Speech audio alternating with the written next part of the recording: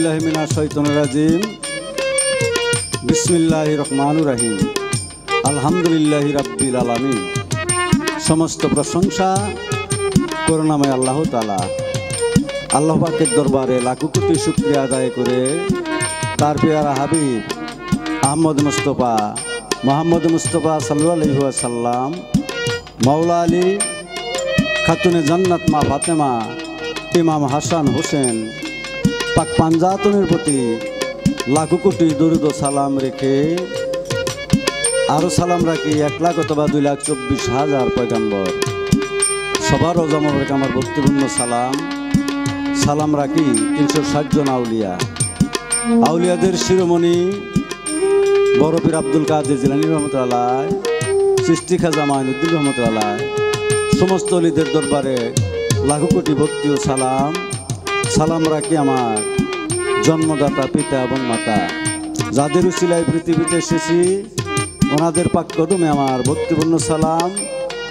আরও সালাম রাখি আমার 4 তরিকার মুর্শিদ যিনি মৌলানা আব্দুল হক চিশতি মহিষমারা, ওনার রওজা মোবারক আমার লাখো কোটি ভক্তি ও সালাম রাখি আমার গানের গুরু যিনি বাউল কবি শামসুল আলম কাগমারি বলতই, ওনার রওজা মোবারক আমার ভক্তিপূর্ণ সালাম।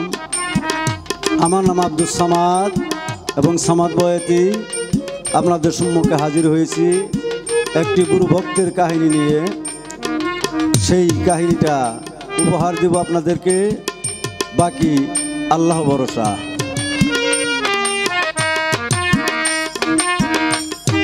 হইলে গুরুর মনের মতো তার তরি ডুবে না, খবর জানো না গুরুর ভজন সবাই জানে না, সবাই জানে না, খবর জানো না গুরু ভজন সবাই জানে না।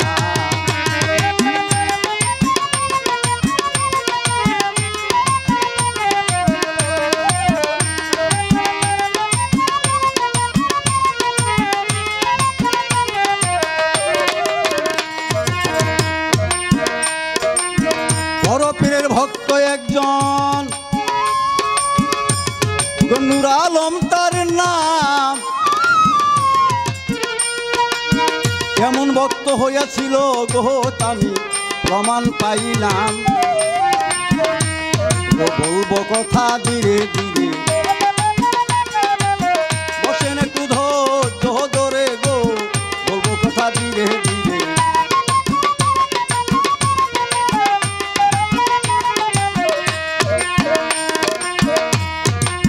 7 বছর বয়স যখন নূর আলম পীরের বাড়িতে যায়,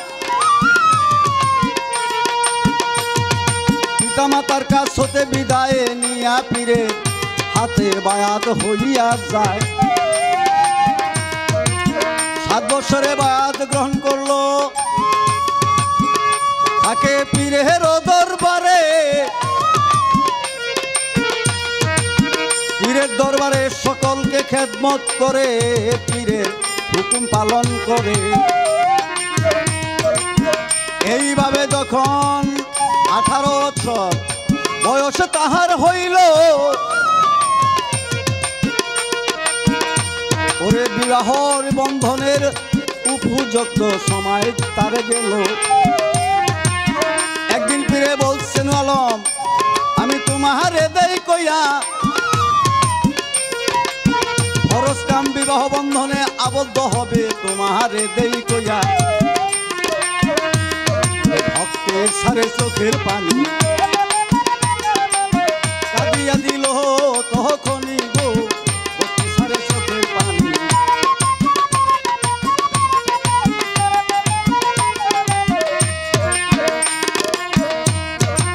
আলম বলল, হুজুর দয়াল দরদি, 7 বছর বয়সে আপনার দরবারে এসেছি শুধু আপনার খেদমত করার জন্য। আপনার ওজুর পানি, আপনার গোসলের পানি, সমস্ত কিছুই আমি আপনাকে জোগাড় করে দেই। আমি যে আপনাকে কত ভালোবাসি যদি আপনি তা জানেন না। আমাকে যে কঠিন হুকুম দিলেন ওই বিবাহ বন্ধন আবদ্ধ হব, কিন্তু আমার স্ত্রী ভাই যদি আপনাকে আমি ভুলে যাই তাহলে আমি তো আর প্রাণে বাঁচব না। তবে আপনার হুকুম অবশ্যই আমি পালন করব, বাবা মার হুকুমও পালন করব, বিবাহ বন্ধন আবদ্ধ হব, কিন্তু আপনাকে ছাড়া যদি এক মুহূর্ত আমি থাকতে পারবো না।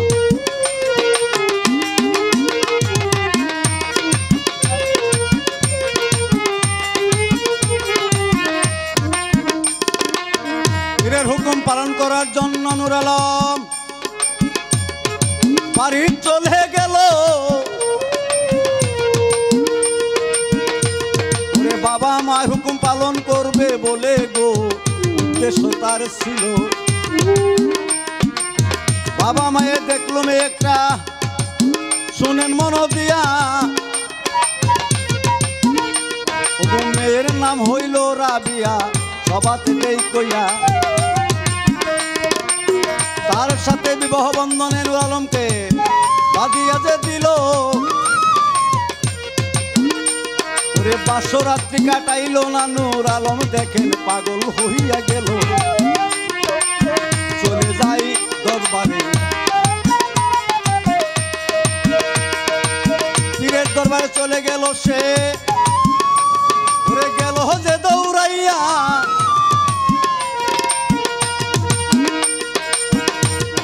দরবারে হাজির হইলে পীরে জিজ্ঞাসায় করিয়া, তুমি বিবাহ বন্ধনে আবদ্ধ তোমার স্ত্রীকে রাখিয়া কেন চলে এসেছ, আমি তোমার দেখিয়া। নূর আলম কয়, আপনাকে যে ভালোবাসি এই না দুনিয়ায়, আপনাকে ছাড়া ভালো লাগে না, আপনার ইজান নাই। আপনাকে যে ভালোবাসি এই জগতে হই আছি দোষী গো, আপনাকে যে ভালোবাসি।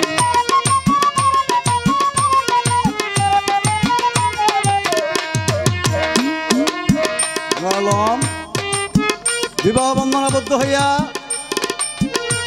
স্ত্রীকে রাইখা পীরের দরবারে চলে গেল। পীরে বলল, বাসর রাত্রি কাটাইলে না তুমি, তুমি আমার দরবারে চলে আসলা, কারণটা কি? আপনাকে ছাড়া আমার যে ভালো লাগে না দয়াল। যাও বাড়িতে যাইয়া তুমি তোমার স্ত্রীর সাথে সাক্ষাৎ করিয়া স্ত্রীকে বুঝাইয়া তারপরে তুমি আমার কাছে চলে আসো। বাড়িতে যাবে, স্ত্রীর কাছে বলবে আল্লাহর কি লীলা। বাড়িতে যাওয়ার আগেই তার বাবা মা অসুস্থ, অসুস্থ অবস্থায় বিছনায় পড়া। বাড়িতে যাওয়ার পরেই আল্লাহর লীলা, তার বাবা মা দুজনই পৃথিবী হতে বিদায় নিয়ে চলে গেলেন।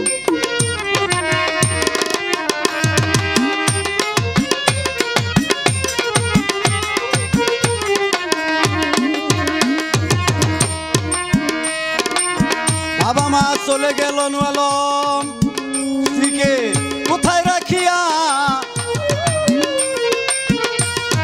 পীরের দরবারে চলে আসবে গো ভাবিতেছে যাইয়া। ভাবি আর বাবার বাড়িতে বাবা নাই, একটি চাচা আছে মাত্র।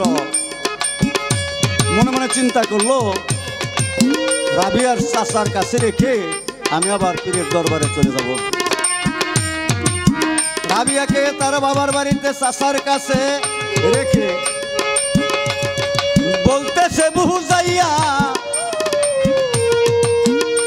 আমার পীরের দরবারে যাব গো খেদমতের জন্য, আমি তোমার দেই কইয়া। পূর্ণাঙ্গ খেদমত যা পর্যন্ত না হবে আমি ফিরে আসবো না। তোমার চাচার কাছেই থাকবে তুমি, এইটা হুকুম রইল কিনা? রাবিয়া কয়, ওগো স্বামী আপনার জানাই, আপনার কিনে বাসরাত্রি যাপন করি নাই এই না দুনিয়ায়। এই কথা বলে দুই চোখের জোরে ওরে কেঁদে বুক বাসায় আলম বুঝাইয়া বললে তুমি তোমার চাচার কাছেই থাকো আমি তোমারে জানাই কান্দে সে যে যারে যারে দুটি চোখের পানি ছেড়ে গো কান্দে সে যে যারে যারে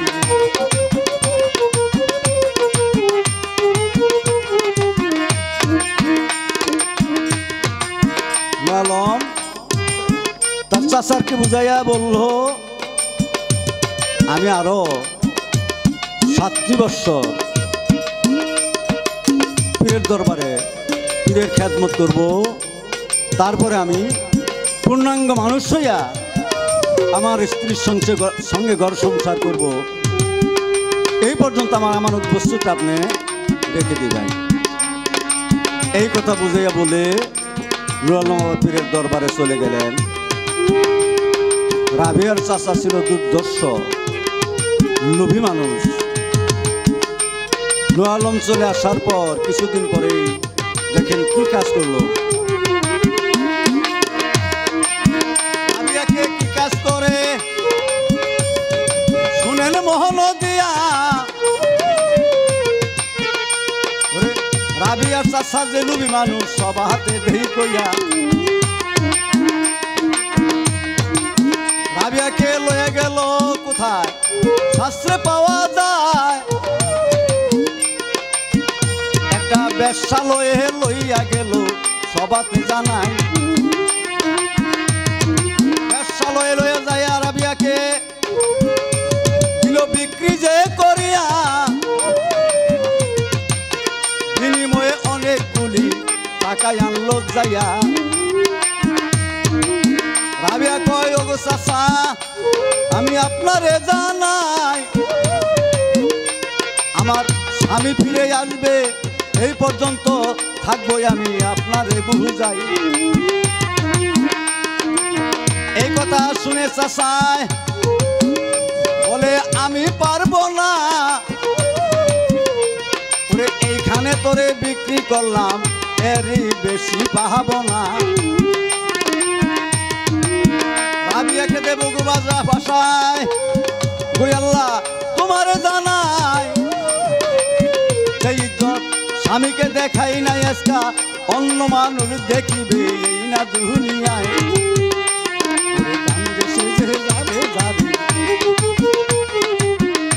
চোখের পানি ছেড়ে গো কান্দে সেজে যারে যারে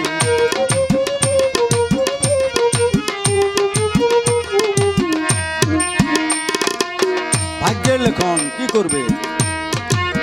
রাবিয়া চাচাই বিক্রি করলো টাকার লোভে, বিক্রি করে দিয়ে টাকাগুলি নিয়ে ওনার চাচা চলে গেল। রাবিয়ার যে সর্দানির কাছে বেচলো বিক্রি করলো সেই রাবিয়া ছিল খুব রূপবতী খুব রূপসী। বেশ্যালয়ে নেওয়ার পরে একটা শব্দ উঠে গেল যে বেশ্যালয়ে খুব সুন্দরী একটু মেয়ে মানুষ নতুন আসছে। এই তো দর্শক ভিড় জমাইল সেই বেশ্যালয়ে।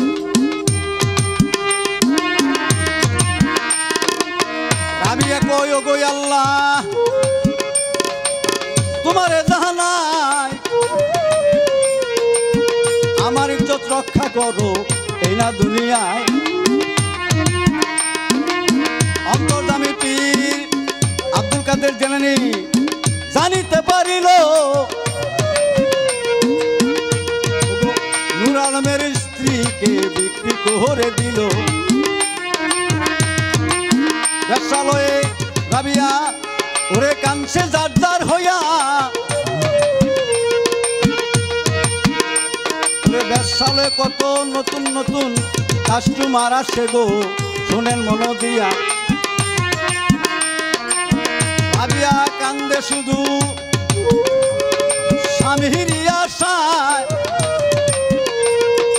ওগো আল্লাহ আমার স্বামীকে তুমি এনে দাও এই না জাহাগায়। এই কথা বলে কেঁদে কেঁদে বুক দিল বাসাইয়া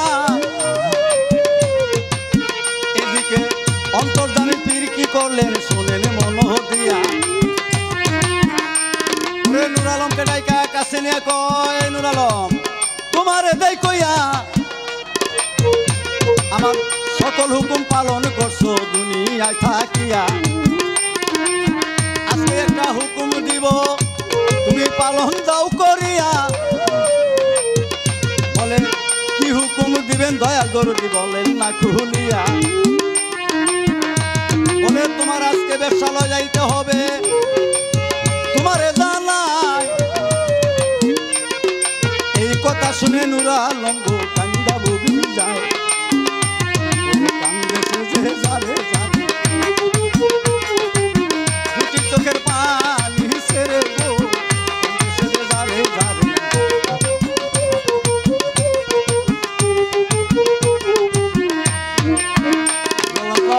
দরদি এই কঠিন হুকুম কেন দিলেন? আমি আপনার ভক্ত, আপনি বড় পীর আব্দুল কাদের জিলানী রহমতুল্লাহ, আপনি পীরদের সেরা, আপনার উপরে কোনো পীর নাই। শাস্ত্রে বলেছে হযরত মুহাম্মদ সাল্লাল্লাহু আলাইহি ওয়াসাল্লাম শেষ নবী, এই নবীর পরে যদি কোনো নবী থাকতো তাহলে আপনাকে পাঠাইতো নবী রূপে। নবী দপ্তর নাই বিধায় আপনাকে পাঠিয়েছে আল্লাহ পীরের শিরোমণি বড় পীর আব্দুল কাদের জিলানী রহমতুল্লাহ, সেই পীর স্বরূপ আপনাকে এই পৃথিবীতে পাঠিয়েছে। আমি আপনার ভক্ত, 18 বছর আপনার খেদমত করলাম, আর আপনি আমার আজকে হুকুম দিলেন আমাকে ব্যবসালয় যাইতে। দরদি আপনার হুকুম অবশ্যই আমার পালন করতে হবে, যেহেতু আমি আপনাকে যে ভালোবাসি। তাই পীরের হুকুম নিয়া টুপি মাথায় দিয়া জুব্বা পরে নূর আলম এক পাওয়ায় গায় দুই পাও পয়সায়, কিন্তু পীরের হুকুম তো অবশ্যই মানতে হবে। তাই কেঁদে কেঁদে নূর আলম ব্যবসালয়ের দিকে রওনা দিলেন। এদিকে রাবিয়া কাঁদছে যার যার হইয়া। ওই দিন কিন্তু ওই ব্যবসার ঘরে নতুন কাস্টমার দেখেন দিবেন যে পাঠাইয়া, মাত্র 1 টাকা মূল্য দিতে হবে ঘোষণা দেয় করিয়া। 1 টাকা লয়া নূর আলম ব্যবসালয়ে পৌঁছিলেন যাইয়া। ব্যবসালয়ে পৌঁছিলেন যখন লোকজন দেখে সবাতে জানায় এই মৌলবী বেটা ব্যবসালয়ে ভেবে বাঁচি নাই। কি বলবো দুঃখের কথা বলা জানা যথা কথা গো, কি বলবো দুঃখের কথা।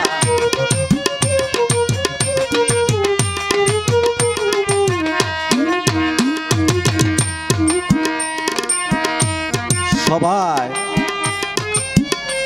উপহাস করে যে মৌলবী বেটা টুপি মাথায় জুব্বা গায়, এই বেটা কেন ব্যবসালয়ে আসলো? কারণটা কি? এক একজন এক এক মত, এক একজনের এক এক কথা, এক একজনের এক এক ভাব। কিন্তু পীর বলে দিছে নতুন একটা ব্যবসা, ওই ব্যবসালয়ে এনেছে আজকে তার ঘরে একজন লোক পাঠাবে, ব্যবসার যে সর্দার সেই সর্দার নেই। তাই আমাকে বিশ্বাস বলে পাঠিয়েছে, 1 টাকাও দিয়েছে ওই ঘরে যাওয়ার জন্য। নূর আলম 1 টাকা নিয়ে সেই সর্দারের কাছে যেয়ে বলল, আপনার বলে একটি নতুন সুন্দরী নারী আপনার এখানে আছে? বলে হ। বলে তার মূল্য কত? বলে 1 টাকা মূল্য। বলে 1 টাকায় আমি দিব, আমি তার ঘরে যাইতে চাই। বলে হ্যাঁ যাইতে পারবে। সর্দানি রাবিয়াকে যে ঘরে রেখেছিল নূর আলমকে, সেই ঘরে পাঠিয়ে দিল। সেই ঘরে গেল নূর আলম, ঘরের ভিতর যায়া দেখে রাবিয়া কাঁদছে যার যার হইয়া। নূর আলমকে চিনতে পারে নাই রাবিয়া, শুনেন মন দিয়া। নূর আলম ও রাবিয়াকে চিনে নাই, সবাতে জানাই, কেননা 7 বছর তার গত হয়েছে, ফিরে রাস্তা নাই। ওই ঘরে যাইয়া যখন দেখলো রাবিয়া কাঁদছে যার যার হইয়া, নূর আলম জিজ্ঞাসা করলো রাবিয়ার কাছে যাইয়া, বেশ্যালয় কাদার জাগা না, আমি তোমারে দেই কইয়া, তুমি কেন কাঁদিতেছো গো আমার কাছে বলো না খুলিয়া। রাবিয়া সারে চোখের পানি কাঁদিয়া দিল তখনই গোরা, রাবিয়া সারে চোখের পানি।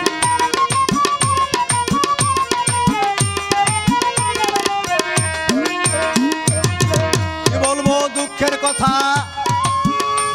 আমি বলতে পারি না, আপনি যে কাজে এসেছেন সেই কাজেই রত থাকেন, আমায় বলবেন না। আমার যে দুঃখ আমার বলার জায়গা নাই, আমি কেন যে কাঁদিয়াই আজকা বুক করে বাসাই। তোমার কাছে শুনতে চাই দুঃখ কিবা হয়, রাবিয়া কয় বলার মতো ওই আমার নাই যে পরিচয়, আমি হই জনম দুঃখিনী যায় চোখখানি গো, আমি হই জনম দুঃখিনী।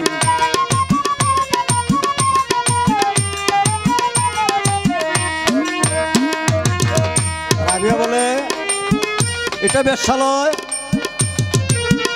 এখানে বেশ্যাবৃত্তি কাজ, আপনি আমার কাস্টমার, আপনি যে কাজ এসেছেন সেই কাজ করে আপনি চলে যান। বলে না যে পর্যন্ত তুমি কেন কাঁদো, তোমার কি মনের কথা আমাকে যে পর্যন্ত না বলবে এ পর্যন্ত আমি তোমাকে ছাড়বো না। রাবিয়াকে দেখে বলে আমি কি বলবো, আমি বিবাহিত একজনের স্ত্রী, বিবাহ বন্ধন আবদ্ধ হয়েছে আজকে 7টি বছর, কিন্তু আমার যখন বিবাহ বন্ধন হয় আমার স্বামীর সাথে আমার বাসরাত্রিও হয় নাই। আজকে বেশ্যালয়ে আমি আছি, আমার স্বামী কি আমার ইজ্জত দেখাই নাই, আজকে পর পুরুষে আমার ইজ্জত দেখবে, এই ভেবে আমি কাঁদিতেছি। তাই আমার মনের কথা শোনার কোনো দরকার আপনার নাই। বললাম কয় কা তোমার স্বামীর নাম কি, বলো সে খুলিয়া। রাবিয়া কয় স্বামীর নাম শুনলে আপনি কি করিবেন দুনিয়ায় থাকিয়া। বললাম কয় বলো তুমি, আমি তোমারে জানাই। কেঁদে কেঁদে রাবিয়া কয় আমার স্বামীর নাম নূর আলম, এই না দুনিয়ায়। কথা শুনে নূর আলম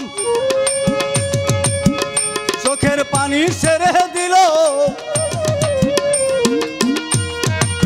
তোমার নাম কি রাবিয়া বলিতে লাগিল। রাবিয়া কয় আমার নাম রাবিয়া, আপনারে দেই কইয়া।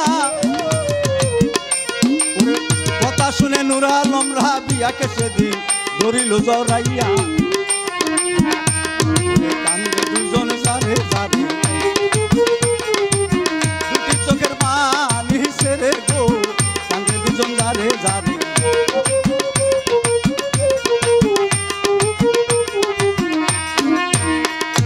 নূর আলম কয় এই জন্যই তো ফিরে আমায় দিয়েছে পাঠাইয়া।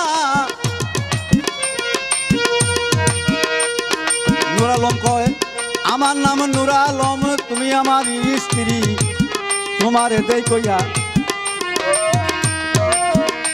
নয়া সর্দানির কাছে চলে গেল সবাতে জানাই এটা আমারই নিজের স্ত্রী গো সর্দানি আপনারে বুঝাই আমার পীর আব্দুল কাদের জিলানী সর্দানি নামটা যখন শুনিল ওরে নূর আলমের পায়ে পড়ে গো ও সেদিন জড়াইয়া ধরিল হইল খেলা ওরে গুরু শিষ্যের মিলনে মেলা গো এই তো বছর হইল খেলা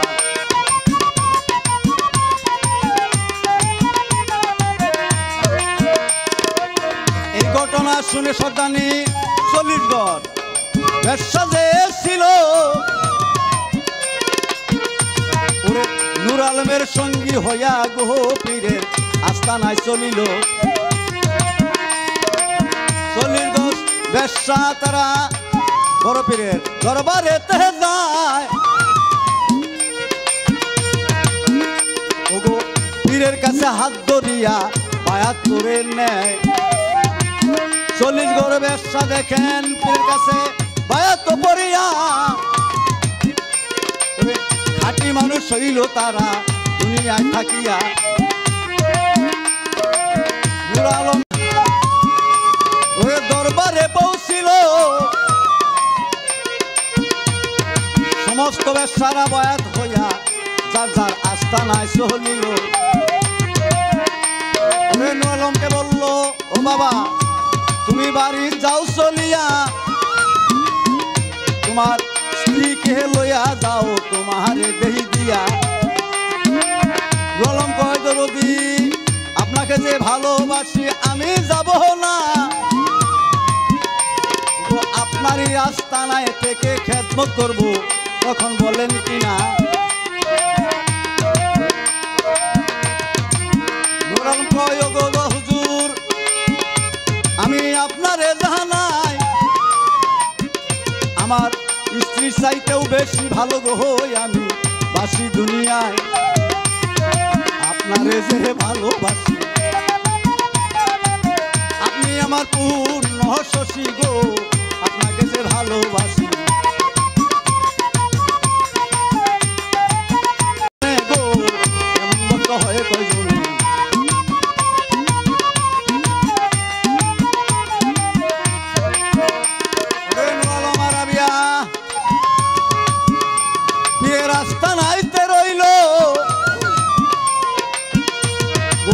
খেদমতে দুইজন দেখেন হাজির নাজির রইল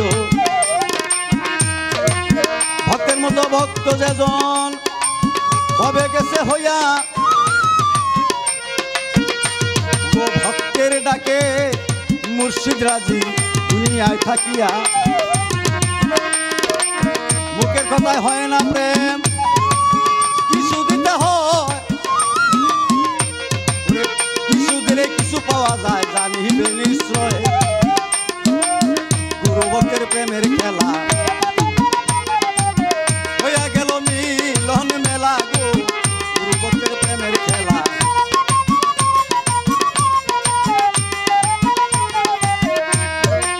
গুরু ভক্তের প্রেমের খেলা সবাতে জানাই সত্যিকারের ভক্ত যেজন হইছে দুনিয়ায় আমি সামাত হই গুনাহগার পীরের ভক্ত হইতে পারলাম না ওরে কি যেন কি ঘটবে শেষের দিনে আমি ভেবে বাসি না কি যেন কি হবে আমার আমি ভেবে বাসি না গুরুর মনের মতো হইও দুনিয়াতে শোনো বর্ণনা মুর্শিদকে ভালোবাসলে রাসূল খুশি আল্লাহ খুশি হয় ওরে নোয়ালের মতো ভক্ত হবে হইও নিশ্চয় আমি সামাত হই গুনাহগার চরণ ধুলি চাই যে সবার গো আমি সামাত হই গুনাহগার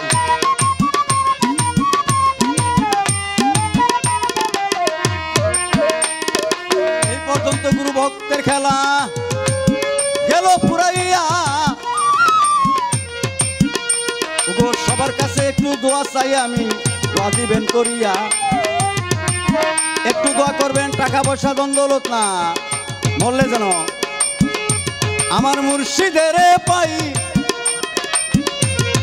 রাসূল যেন শাফায়াত করে আসরের বেলায়,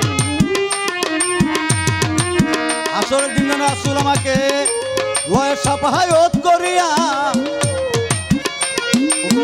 এই দোয়া আছে আমি ঘটনা ইতি জায়গা দিয়া, এই পর্যন্ত ইতি দিলাম